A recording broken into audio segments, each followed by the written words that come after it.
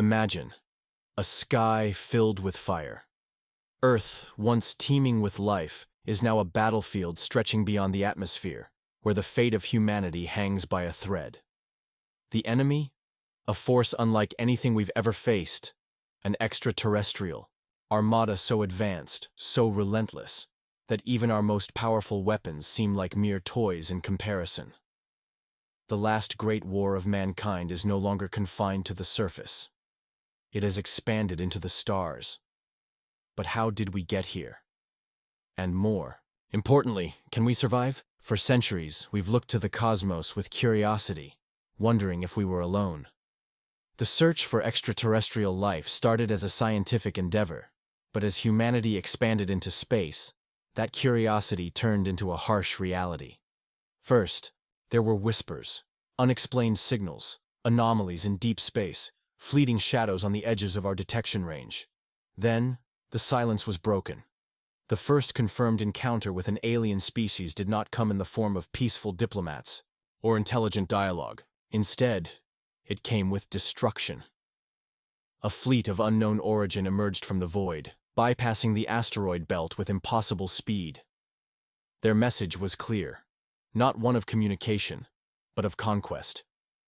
Humanity was unprepared. Our fleets, though advanced by our own standards, were mere infants in the face of this new threat. Initial defense efforts crumbled under weapons that defied physics as we understood them. Energy beams capable of slicing through entire battleships in a single stroke. Gravity-manipulating projectiles that bent space itself. Even our strongest, planetary defenses were dismantled in mere hours. The first strikes targeted Earth's outer colonies, obliterating entire settlements in a flash. Mars, once the beacon of human expansion, became a graveyard of twisted metal and scattered debris. But mankind has never been one to surrender easily. In the face of annihilation, we did what we do best. We adapted. From the depths of Earth's secret research facilities, engineers, scientists, and military strategists came together to create a desperate countermeasure. Conventional weapons were obsolete against an enemy of this magnitude. Our only hope? A revolution in warfare. Through the fusion of captured alien technology and cutting-edge human ingenuity, we built something unprecedented. Ships capable of bending space, weapons harnessing the very forces of the universe itself, and defenses that could manipulate energy fields at a quantum level. The Excalibur fleet was born, a last stand for a dying species. These were no ordinary warships. They were symbols of resistance, built for one purpose: to take the fight to the enemy. The final battle was set. A massive alien armada, looming, at the edge of our solar system, preparing for their final assault on Earth. And in response, every last ship, every last pilot, and every last ounce of hope humanity had left, rallied for the ultimate confrontation. But was it enough? Could technology alone stand against an enemy with centuries, perhaps millennia, of warfare experience? And if we did manage to hold the line, what would be the cost? The battle for Earth was about to begin. The war in the stars, the void of space was silent. But that silence would soon be shattered. The alien armada had arrived. Colossal warships, each the size of a small moon, surrounded by swarms of smaller attack crafts. Their formations were impossibly precise, their movements defying our conventional understanding of propulsion. These invaders weren't just here to fight. They were here to erase humanity from existence. In response, the Excalibur fleet assembled near Titan, Saturn's largest moon. Thousands of ships stood ready, Earth's greatest and last warriors. The centerpiece of our fleet was the UES Valkyrie, the first human battleship equipped with reverse-engineered alien technology. Its hull shimmered with an experimental energy field, designed to resist the devastating beams that had once torn through our defenses like paper. The fleet's weapons had evolved beyond railguns and missiles. These ships were now armed with plasma lances capable of warping space, particle disruptors that could tear through matter at the molecular level, and gravitational mines that could distort time itself. But for all our advancements, one thing remained unchanged. War is never won by technology alone. It would take strategy, sacrifice, and sheer human will to stand against an empire that had crushed countless civilizations before us The battle began with an eerie stillness. The enemy ships halted just beyond Saturn's rings, as if analyzing us. Waiting. Then, without warning, the void was set ablaze. Their first attack was unlike anything recorded in human history. Thousands of crimson energy beams lanced across space, bypassing conventional shielding and tearing through entire formations. Ships were sliced apart before their captains even had a chance to react. Hundreds of pilots were lost in the opening seconds. The enemy's assault was precise, almost surgical, targeting command ships and key tactical positions. Their strategy was clear. They aimed to dismantle our leadership first, leaving the rest of the fleet in chaos. But we had studied them too. This time, humanity fought back. As soon as the enemy engaged, the Excalibur fleet countered with a strategy they hadn't encountered before: unpredictability. Our ships didn't follow traditional formations. Instead of structured lines and rigid tactics, our pilots adapted, moving like a swarm of hornets, dodging attacks with erratic maneuvers that defied logic. The experimental warp drives aboard our lead vessels allowed them to phase out of enemy, targeting systems for microseconds at a time, just long enough to evade annihilation. Then came our trump card. The Valkyrie led a squadron into the heart of the enemy fleet, unleashing the first wave of gravitational mines. These devices, small and nearly undetectable, detonated with a force that didn't just destroy ships. It folded space around them, crushing them into nothingness. For the first time, the alien invaders hesitated, and that's when we struck hardest. Humanity's forces pressed forward with everything we had. Tactical nuclear torpedoes, directed energy cannons, and hyperspace-laced missiles battered the enemy's formations. Massive capital ships once thought invincible were shattered under the relentless assault. Our pilots, many of whom had never seen real combat before this war, fought like demons. For Earth. For survival. But war always demands a price. Just as victory seemed within reach, a new force entered the battle. The enemy's mothership, a behemoth so large it dwarfed entire planets, descended from the darkness. Its sheer presence disrupted the very fabric of space-time. The fleet's instruments went haywire, gravitational distortions pulling ships apart as it moved closer. Then, it fired.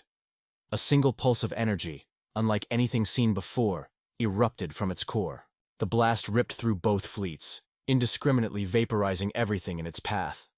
Dozens of human ships were lost instantly. Even the enemy's own forces weren't spared. Smaller vessels were caught in the energy wave, crumbling like sand castles before a tidal wave. The message was clear. This was not just a battle. This was extinction. Earth's last warriors had one final chance. A desperate move that could either turn the tide or doom us all. The turning point, the battlefield, was unrecognizable. Wreckage drifted through the void, a silent graveyard of fallen warriors, human and alien alike. The enemy's mothership, a celestial monstrosity, loomed over the remnants of the battle, its energy core pulsating like the heart of an unfeeling god. With one devastating pulse, it had wiped out thousands of ships in an instant. And it wasn't done yet. Earth's fleet was crippled. The Valkyrie, though still operational, had taken severe damage. Its outer hull was scorched, entire decks exposed to the vacuum of space.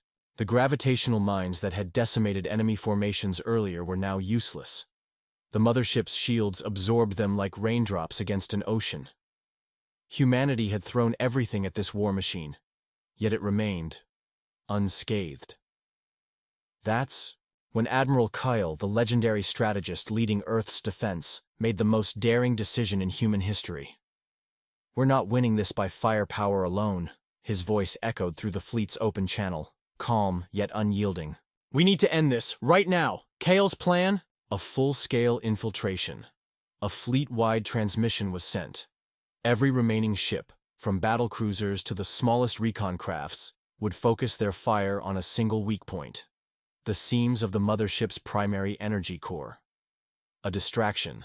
Meanwhile, a small strike team, piloting the fastest and most advanced ships in the fleet, would break through its defenses and board the mothership directly. Their mission? Shut it down from the inside. It was madness, and it was our only hope. The battle reignited with a vengeance. The Excalibur fleet, despite its losses, surged forward in a final desperate charge. Missiles, plasma lances, railguns, everything was unleashed at once. The black void was illuminated by a firestorm of energy, explosions bursting in rapid succession as ships dodged, weaved, and clashed in an all-out war dance. Enemy reinforcements swarmed in response. Alien warships, their designs more like living organisms than machines, retaliated with mind-breaking precision. Fighters zipped through the chaos, their weaponized energy tendrils slashing through hulls, like knives through flesh. Pilots screamed as their ships were torn apart mid-flight. Yet, through the carnage, the infiltration team broke through. The Valkyries' elite strike force, codenamed Eclipse, navigated the chaos with razor-sharp precision, weaving past explosions, dodging incoming fire, and slipping into the mothership's docking bay before its defenses could fully respond. Now, the real mission began. Into the beast. The inside of the mothership was like stepping into an alien nightmare. Corridors shifted and pulsed, as if the ship itself was alive. Walls were adorned with bioluminescent veins, pulsating in eerie synchronization with the ship's core. The air, if it could even be called that, was thick, vibrating with a frequency that made human ears ache. The Eclipse team, equipped with advanced exosuits and experimental weaponry, moved like shadows through the halls. Their objective, the control chamber at the heart of the ship, where the core's main power relays could be severed. But they weren't alone. The enemy was waiting. Creatures unlike anything humanity had ever encountered emerged from the walls, as if birthed from the ship itself. Towering biomechanical warriors with elongated limbs and glowing, multifaceted eyes, moving with unnatural speed. Their weapons weren't just guns, they were extensions of their own bodies, forming blades, cannons, and claws in real time. Their first clash was brutal. Gunfire and plasma blades tore through the air. Soldiers fought desperately, dodging impossibly fast attacks while retaliating with sheer human resilience. Some fell instantly, impaled or vaporized before they could react. But others? They fought like hell. The team pushed forward, carving a bloody path through the horrors that stood between them and the control chamber. Explosives were planted, energy conduits severed, security systems overridden. Step by step, they reached the core, a colossal sphere of energy, twisting reality around it like a dying star. And then, the ship spoke. Not in words, but in something deeper. A transmission flooded their minds, an ancient voice, incomprehensible yet terrifyingly clear. It was not a machine, it was a god. You are not the first, you will not be the last. The realization struck them like a tidal wave. This was no mere invasion force. This species had done this before, countless times, across galaxies, and they always won, not this time. With the last of their strength, the Eclipse team initiated the overload sequence. A countdown began. The ship's core pulsed erratically, flickering between stability and destruction. The energy tendrils lashing from it became wild, erratic, like a wounded beast thrashing in its final moments. But something was wrong. The core wasn't just overloading, it was fighting back. Outside, the battle was reaching its breaking point. Earth's fleet was in tatters. The mothership, sensing its imminent destruction, had begun a final, desperate retaliation. A self-destruct mechanism designed to take out the entire solar system. The only way to stop it? Someone had to stay behind. Admiral Kale's voice crackled over the comms. One last time. Pull back. Get the hell out of here. Silence. Then, one final order. I'll finish this. The stage was set for humanity's final gamble. The question remained. Would we survive? Or would we become just another forgotten species in the vast, merciless cosmos? The final sacrifice. The mothership's core pulsed violently, its structure crumbling as the overload sequence neared completion. The Eclipse team sprinted back toward their ships, dodging falling debris and the erratic gravitational surges that twisted the corridors. But one figure remained behind, Admiral Kale. The comms crackled as his voice cut through the chaos. This ship is trying to take everything with it. I'm staying behind. Sir, you don't have to. This is an order. His tone was calm, resolute. If this thing detonates at full power, it won't just destroy the fleet, it'll take out Earth. I can stall the reaction, give you time to escape. A silence hung in the air, heavy and unbearable. Then, One by one, the remaining fleet officers responded with the only thing they could say. Yes, sir. The Eclipse team made it back to their ships. Engines roared to life as they launched, streaking out of the dying behemoth. Outside, the fleet, battered and broken, executed its final retreat.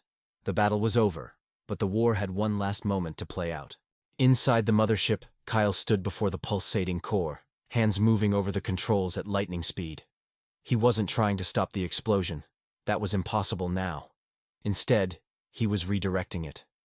The ship shuddered as he rerouted every remaining power conduit, channeling the unstable energy toward one final, devastating release. The alien god voice whispered again, its presence clawing at his mind. You defy the inevitable. You are nothing. Kale smirked. Then let me show you what nothing can do. With one last command, he unleashed hell. The mothership imploded, its core folding in on itself before detonating in a blinding explosion. A shockwave of raw, gravitational energy surged outward, shattering every remaining enemy vessel caught in its wake. The very fabric of space seemed to twist for a moment. Then it was over. The alien empire's greatest weapon was gone. For the first time since the war began, the void of space was silent once more.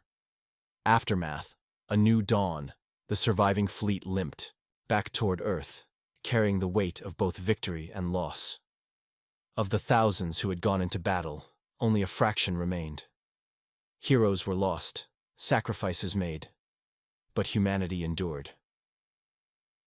Back on Earth, the news of Kale's final act spread, like wildfire.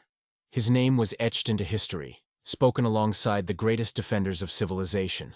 Statues were built, cities renamed in his honor, but the true legacy of his sacrifice lay in what came next. We rebuilt. The war had nearly destroyed us, but in its wake, humanity evolved. The captured remnants of alien technology accelerated our advancements. Within decades, Earth no longer feared invasion. We had become a force to be reckoned with, but we never forgot. Deep in the archives of our history, a warning was preserved. A message from the void, a chilling reminder of the truth Admiral Kale had uncovered in the mothership's final moments. You are not the first. You will not be the last. And so, as humanity expanded beyond the solar system, we remained vigilant. For we knew, out there in the abyss, something even greater awaited. Watching, waiting. And one day it would come for us. But next time, we would be ready.